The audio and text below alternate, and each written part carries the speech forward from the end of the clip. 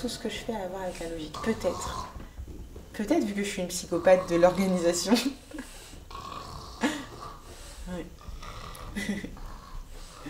Ma beauté. Lui, il a rien de logique. Il est fou. J'ai arrêté le basket car je voulais vraiment commencer un sport où la défaite ou la victoire dépendent essentiellement de moi. Et c'est vrai que j'ai toujours eu ce besoin d'être autonome. Même quand j'étais à l'école, très souvent, on avait des projets de groupe. On était 5 sur un projet de groupe et j'avais toujours ce rôle un petit peu de leader où je disais, bon, tu as ça, ça, ça à faire, qu'est-ce que tu veux faire? Ok, tu fais ça, moi je fais ça. Et finalement, après, quand tout le monde a fini son travail, je contrôlais un petit peu tout, puis je vois, ça c'est pas fait comme je veux, ça c'est pas fait non plus comme je veux. Et finalement, maintenant la boxe, puisque c'est moi qui le fais, tu vois, c'est moi qui donne le coup. C'est moi qui décide un petit peu. Et c'est aussi une manière, quand je boxe, d'avoir le contrôle sur ma vie, sur ce que je fais et sur les résultats que je cherche à avoir aussi. Et ça, tu vois, j'arrivais pas du tout à l'avoir au basket. Après, j'étais plus jeune, j'avais pas la maturité que j'ai eue avec la boxe. Mais au basket, oui, jamais j'aurais pu... au basket, j'avais aucun contrôle. Aucun contrôle. Alors que tu vois, à la boxe, je sens quand je suis sur le ring que je contrôle plus ou moins la manière dont je vais arriver à la fin du combat. Et j'arrive à le faire parce que j'ai une bonne préparation derrière. Parce que parfois, on ne contrôle pas le combat. Très souvent, en plus, la boxe, il n'y a pas de contrôle. C'est quelque chose de très... comment dire, très imprévisible, la boxe, finalement. Tu vois. Donc, j'essaie de chercher du contrôle dans quelque chose qui est difficilement contrôlable, finalement.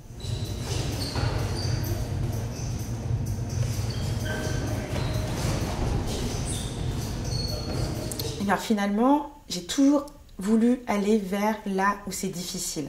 Et justement, la boxe a quelque chose qui est très dur. Tous les combattants le diront, tous les athlètes le diront. La chose qui est la plus difficile quand on fait un sport, et notamment un sport de combat, c'est la condition physique. C'est extrêmement dur d'avoir une bonne condition physique. Parce que justement, c'est là, tu sais, où on va chercher au-delà de ses limites. Et qu'on va utiliser son mental justement pour aller au-delà, toujours plus loin. Et donc moi, dans ma force en tant que boxeuse, c'est mon cardio. Tu vois, et encore une fois, je suis allée là où c'est le plus difficile pour beaucoup. Ouais, c'est bien ça. Allez, encore, voilà, encore. Beaucoup de combattants vont se dire, moi je suis très intelligent, je vais être tactique, je vais gagner par tactique. Dire que je vais gagner parce que je vais l'asphyxier, c'est beaucoup plus dur de le faire. De gagner par la stratégie. Stratégie, c'est je l'asphyxie, premier round, deuxième round, et troisième, je gère. C'est très dur d'avoir une stratégie comme ça. Alors, avoir une stratégie... Je vais attendre, je vais contrer, je vais bien analyser comment il met ses coups. C'est plus facile. À mon sens. Peut-être que d'autres me contrediront, mais je trouve vraiment en ayant fait un petit peu le tour de cette stratégie-là, cette stratégie-là, cette stratégie-là, pour moi, la cardio, c'est le plus difficile. On garde la position.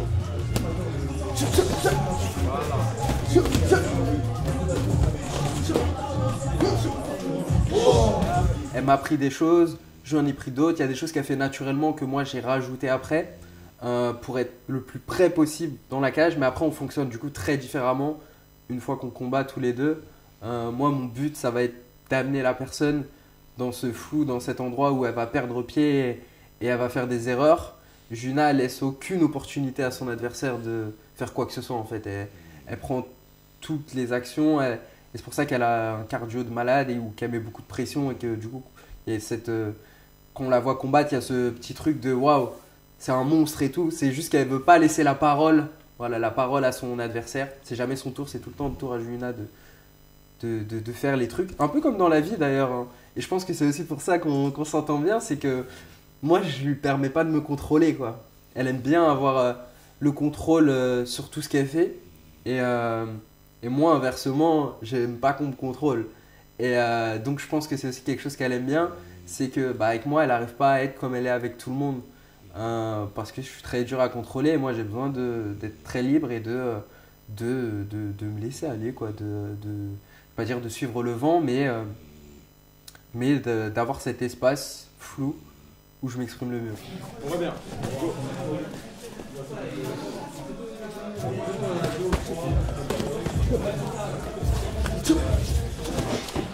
Il y a une place pour le moment de folie sur le ring, mais uniquement si j'ai fait le job avant.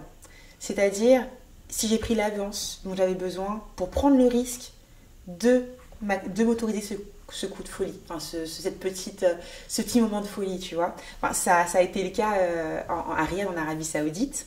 Ma demi-finale, premier round, j'y vais à fond. Objectif, la mettre dans le rouge tout de suite.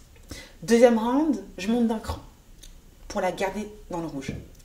Troisième round, logiquement, il n'y a plus rien. Et ça, je le savais d'avance. Et là, j'ai pu me faire kiffer. Là tu vois, mon entraîneur équipe de France, Mohamed, me dit « Julina, tu as largement de l'avance. Fais-toi plaisir. » C'est ce que j'ai fait.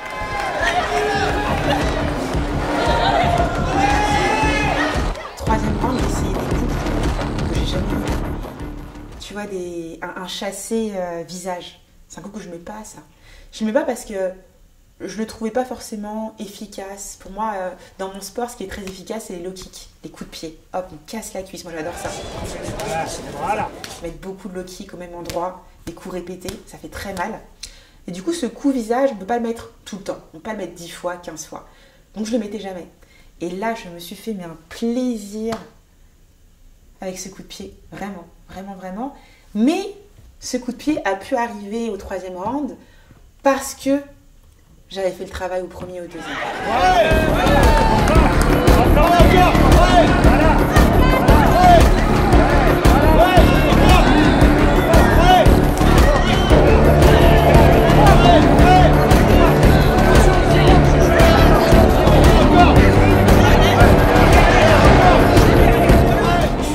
Complètement un rouleau compresseur. Enfin, ces Jeux mondiaux, j'étais totalement un rouleau compresseur.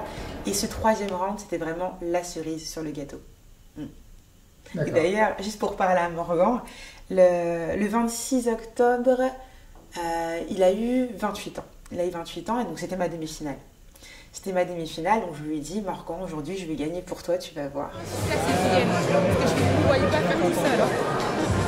Je gagne beaucoup avec cette stratégie des rouleaux compresseurs.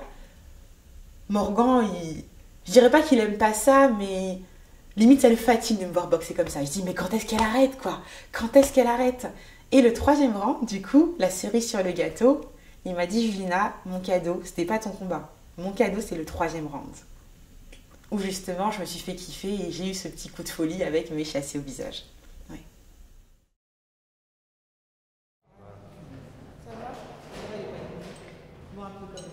Le jour où je rencontre quelqu'un d'aussi fort, qui me connaît, qui a compris qui je suis, sur le ring, je m'en remettrai à mon coach. Pendant la minute de repos. Eric, qu'est-ce que je fais? Ouais, je pense que ouais, c'est ça que je ferais.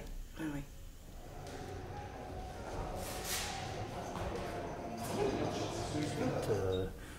On a vu qu'elle avait des capacités, des compétences intéressantes par rapport à l'activité. Donc suite à ça, on a commencé à la prendre à part, on l'a prise un petit peu à part. Et puis dès la deuxième année, on lui a proposé la compétition en light. Light, c'est une compétition où on doit, entre guillemets, maîtriser les coups, mais bon, des fois, ouais, il y a des arbitres qui laissent passer beaucoup de choses, enfin bref. Et donc, dès la première année, elle a été vice-championne de France en light. Donc là, on a vu qu'elle avait vraiment des compétences et on a continué à travailler avec elle. Elle était super motivée. En plus, ce résultat hyper positif au bout de la deuxième année de pratique qui est quand même assez exceptionnel. Ça l'a hyper motivée et nous avec. Et on a continué à travailler dans ce sens.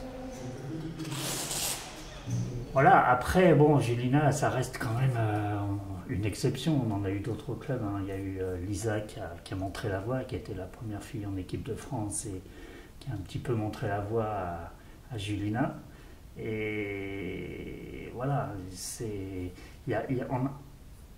on a plein d'autres personnes, qu'elles soient masculines ou féminines, qui avaient des grosses compétences comme Julina et qu'on a perdu pour X raisons.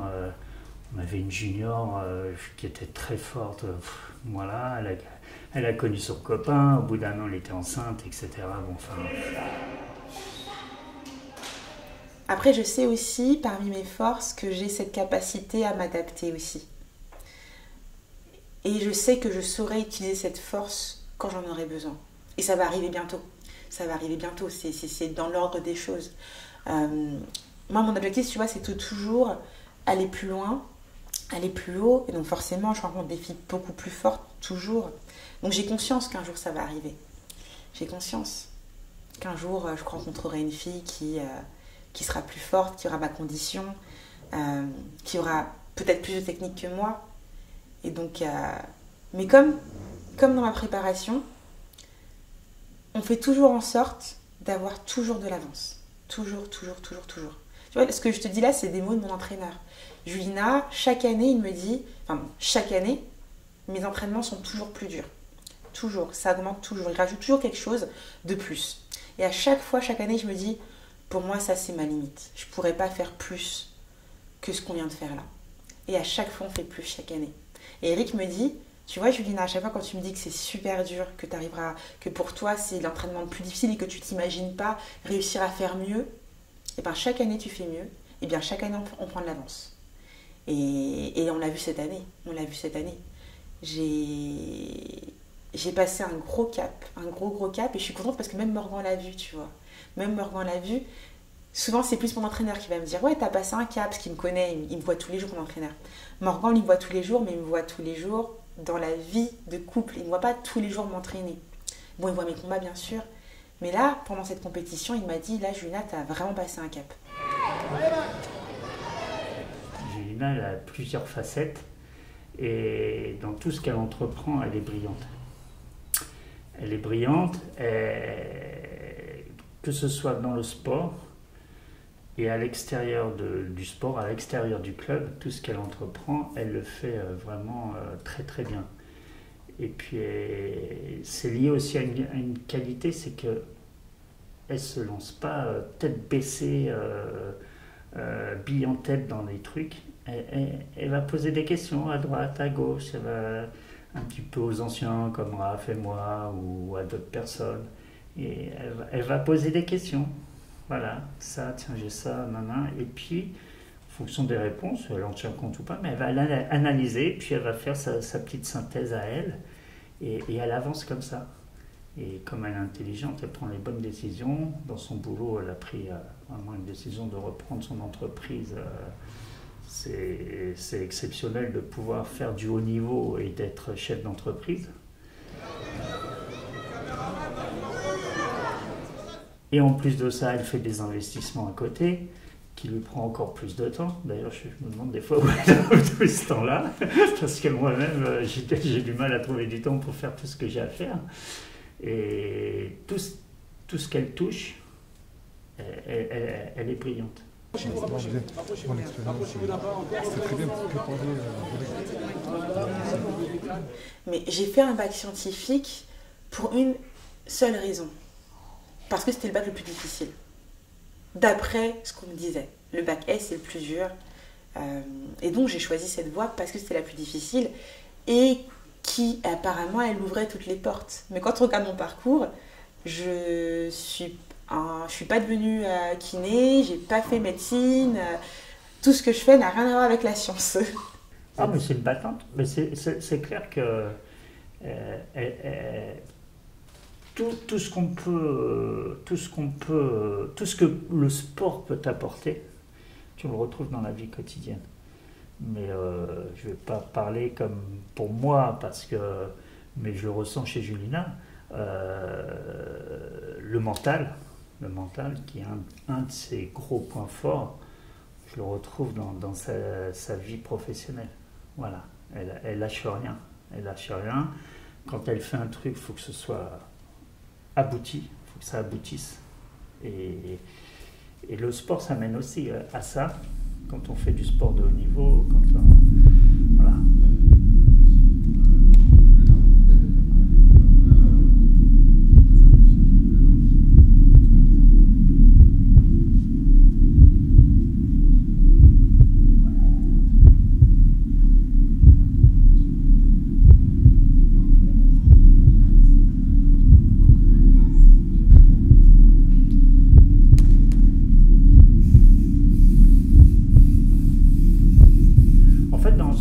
Elle est rentrée dans son entreprise en tant formation en alternance. Elle a fait un BTS en alternance. Et donc l'alternance, elle a fait son alternance dans l'entreprise qu'elle vient de racheter, là. Le nom, je ne sais même plus comment ça s'appelle. Donc elle a fait son alternance. Ensuite, suite à sa formation, elle a été embauchée dans l'entreprise. Et puis son patron, entre parenthèses, qui était quelqu'un qui nous a retiré bien des épines du pied, parce que quand on partait en compétition, elle a laissé libre le vendredi, et donc on pouvait partir sur 3 jours en compétition, et ça retire bien des épines du pied. Son patron a revendu son entreprise, et Julina, avec un collègue, ont racheté l'entreprise. Donc elle a investi dans le rachat de l'entreprise. Et ça ne m'étonne pas, parce que on discute un petit peu, je pense qu'elle fait tourner l'entreprise, quoi. Le sport et la boxe en général, c'est tellement difficile qu'ensuite, quoi que tu fasses, ça paraît facile. C'est comme quand j'ai commencé en tant que commercial, avec des rendez-vous où j'étais face à 10 hommes managers de 40 ans. Moi, j'ai que 20 ans. J'arrive avec une présentation. J'étais méga stressée, c'était méga difficile. Et aujourd'hui, je monte sur un ring, un rendez-vous avec 10 hommes de 40 ans, alors que j'en ai que 28, ne me fait plus peur. Tout est plus facile maintenant. C'est un jeu. Bah ouais, parce que qu'est-ce qu'ils vont faire de plus dur que de se prendre des coups qui peuvent te mettre KO, ou t'as une échéance sur les épaules, tu veux être champion, tu veux gagner. Ça c'est... Au pire des cas, qu'est-ce qui se passe? Ils signent pas le contrat, quoi. Mais c'est pas grave, il y en a partout des gens. Enfin, c'est vrai. Pour nous, le pire, c'est de perdre un combat. Bah ouais, c'est beaucoup plus... c'est pire, c'est comme mourir. C'est ça. De perdre un combat, alors que... Par contre, du coup, je te rejoins là-dessus quand tu dis Julina, elle n'est pas en rendez-vous, elle n'est pas en train de travailler, elle est en train de combattre. En vrai, c'est ça. Parce que du coup, quand je signe un client, pour moi, je combats dans la mesure où mon adversaire, c'est mon concurrent. Ça sera soit My Time, soit Skello. Tu vois, donc dans ma tête, je suis en train de me battre avec Skello, qui est mon concurrent, pour avoir le client, tu vois. Enfin, tout est un jeu, en fait. Tout est un jeu, et on a réduit ça à un jeu. C'est plus sexy, plus drôle. Mais ouais, c'est comme un combat, en fait. Je pense que pour la team Double Impact, on peut faire un tonnerre d'applaudissements. Lui, il a fait un BTS, il a vraiment fait un BTS MUC, Management des unités commerciales. À la base, on voulait se suivre avec Morgan. On voulait tous les deux faire l'IUT de Nantes pour faire un DUTTC tous les deux.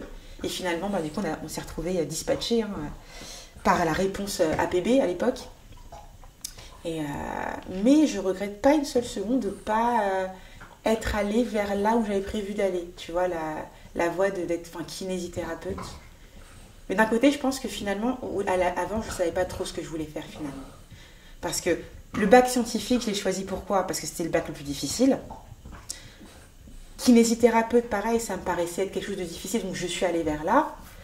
Puis finalement, DUT technique de commercialisation, je y suis allée parce que je me suis dit, c'est du commerce, j'aime bien les gens, donc j'arriverai à leur vendre des choses, sûrement. Je suis partie par là. Donc c'est un petit peu logique, mais...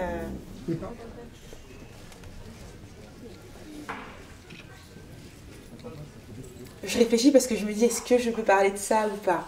Mais quand j'étais petite, j'ai eu un père qui faisait beaucoup de différence entre mon frère et moi. Mon frère était un peu le chouchou et moi j'étais plutôt l'enfant où on allait lui dire toi t'arriveras pas dans la vie, tu vas rater, t'es immature, etc. Donc j'ai grandi comme ça, avec un père qui me disait tout le temps tu vas rater, t'es pas intelligente, etc. Et du coup, je pense, quand un enfant grandit comme ça, il y a deux solutions. La première solution, ok, je vais rater, ok, je suis pas intelligente, je vais pas réussir ma vie. Et il y a la deuxième solution. Les personnes qui utilisent justement ces critiques, ces difficultés comme booster. Et moi, ça a été mon cas. Ça a été un booster pour moi. Et donc, pour prouver, je pense, à mon père que je peux réussir, je choisis toujours ce qui est le plus dur, tu vois. Je pense que c'est ça qui... c'est la meilleure manière dont je peux t'expliquer, je pense, pourquoi je fais ça. Ouais.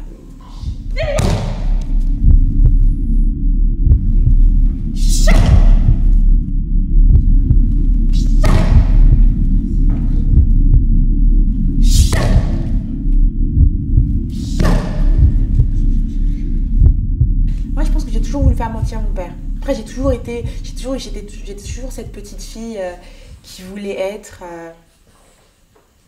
pas la première de la classe, mais dans les premiers, tu vois.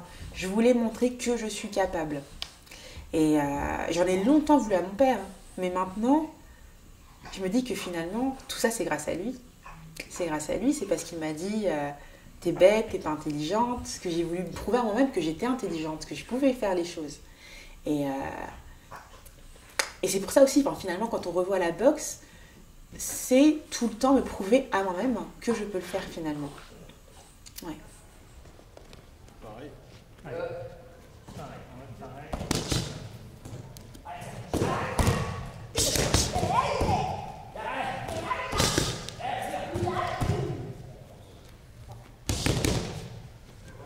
Il te faut un but pour pouvoir avancer, être stratégique. Et c'est quelque chose qu'elle sait bien faire et on a besoin de se construire autour de ça pour pouvoir aller à son but. Donc ouais, comme tu l'as dit, faut avoir ce but pour pouvoir faire les choses autour. Tu peux faire ça s'il te plaît? Et oui, je suis admiratif parce que comme je te disais, on a 20 ans d'écart. Donc ouais, j'aurais bien aimé, je serais bien plus tranquille si j'avais son tempérament à son âge plutôt que faire la fête tout le temps. Enfin, voilà.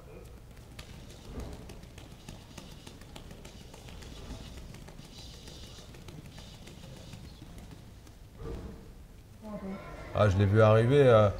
En fait, quand on s'entraînait, je fixais tout le temps des limites. Moi, j'aime quand c'est dur, donc on a toujours poussé les choses. Ne serait-ce que quand on se dit pendant 10 secondes, on frappe, on met le plus de coups possible. On comptait chacun de notre côté, moi après elle. Et puis avant, je la battais, c'est moi qui gagnais. Puis maintenant.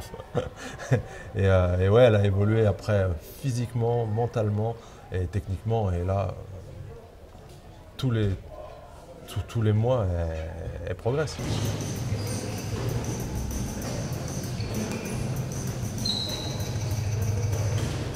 Je pense que c'est important, que c'est peut-être même nécessaire d'avoir un modèle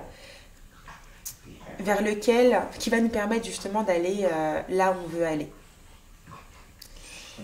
En revanche, dans mon cas personnel, avoir eu ce modèle, finalement ce modèle contraire, de me dire que ok, on me dit que je ne peux pas y arriver, donc je vais tout faire pour y arriver. Le souci, c'est que tout le monde ne va pas réagir comme moi. Tout le monde ne va pas être cet enfant qui va se dire « Moi, je vais lui prouver que je peux le faire ».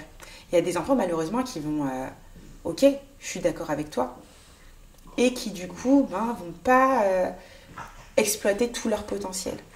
Ça dépendra des gens, je pense. Julina Milusmas.